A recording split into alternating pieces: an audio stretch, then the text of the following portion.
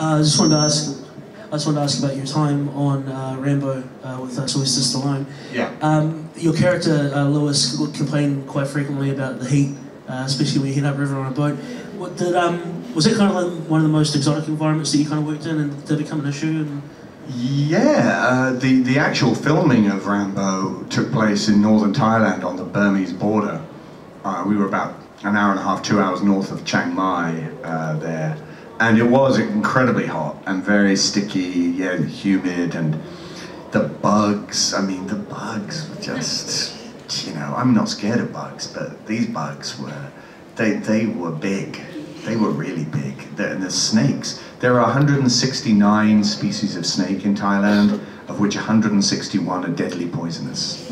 And so there was a scene in Rambo where I have to be on a stretcher, and while we were waiting to do the scene, I'm just standing. We were in the jungle. I mean, it was in, you know, it just was. And I was standing there, and the stunt guy that was next to me, he suddenly just went like that with a stick and killed this snake that was crawling up my trouser leg. This green thing, and yeah. So you had all that going on, and there's another moment in it where.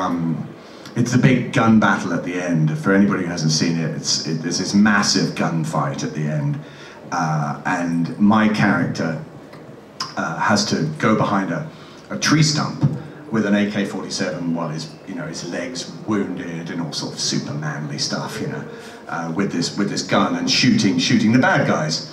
And they moved this stump to get it into a better position for the camera. And in moving it, they clearly disturbed what was obviously a massive ant's nest that was on the ground there. And these were these sort of biting ants, you know. And I was looking at them, and Sly's just standing there next to me. And the Greens Department are the people that look after the ground and bring in fake plants and stuff. And they're just stomping on them. They're just sort of doing this, like that. And he's going, "What are you doing? What are you doing? They eat dirt. You think that's going to kill them?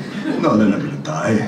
So he left those, and then I became aware that underneath the ants were scorpions. So it was an ant's nest on top of a scorpion's nest. And clearly at this point, I turned to Mr. Stallone and went, "Well, I guess we're going to have to move. No, it'll be fine, don't worry about it." And so we shot it with me surrounded by small scorpions and biting ants. Absolutely true. And so it does give a little bit of an edge to everything. None of them bit me. It was okay. I was fine. I think all the gunfire must have scared them off. But it was, yeah, he was pretty unrelenting. You know, there was stuff that happened on that film. He in that sequence, I have to complete what's a relatively complicated technical move, which is I have to roll, I have to tourniquet my own leg with my belt, I have to grab an AK-47 and kill a guy, that's right, headbutt someone to death, crawl up a hill with his AK-47 while being shot at, get to the tree stump and then shoot all these other people. And it was the last shot of the day, and so the light was going, and you got all this pressure on. My stunt guy's taking me through all the beats so that I understand what I'm doing. And I'm sitting there and I'm going, okay, tourniquet, roll, headbutt, grab, walk, gunfire, get to the thing, and all the rest of it, and going over like that. And then this voice from the video village, which is just way over there, comes out and goes, "Hey, Graham!" And I'm like, yes, Sly, thinking that he's going to say something that's just going to unlock the scene for me, one of the greatest action stars of the 20th century. And he just said, "Don't fuck it up." And that was it. Those are the kind of notes you used to get from Sylvester Stallone. "Don't fuck it up, Graham." But fortunately I didn't, and we got it in one take. But it was, yeah, basically doing that film was like being directed by Rambo. Nobody was tougher on that set. At one point, he impaled his own bicep with a bamboo thing that he did this fall because his stunt double hurt himself. So Sly had to do his own stunts. Now at this point, he was 63, I think, 62, 63. So he had to do this full-on sprint and then do this leap and roll down a hill. And he impaled himself on a bamboo right through his bicep. Yeah, and he was standing going, check it out, look at that. And they were saying, "Sly, you need to go to the hospital. You have to go." No, it'll be fine, don't worry about it.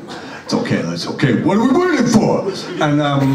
And obviously, when you're working with a man who's impaled his own bicep and continues working, you can never complain about anything. I mean, I pulled my muscle and my calf. Do you think I mentioned it? Do you imagine going up to him, Sly, sorry, I don't think I could do that, Sharp. My calf. What the fuck? He had no sympathy for anybody's injuries at all because he would just carry on. He's an extremely tough individual. Hilarious, one of the funniest people I've ever worked with. Great sense of humor, super smart. One of the most intelligent people I've ever met, actually. And he kind of fools everybody because, you know, he talks like that and his mouth's sort of a bit kind of like this. But he's a smart guy. Good actor too.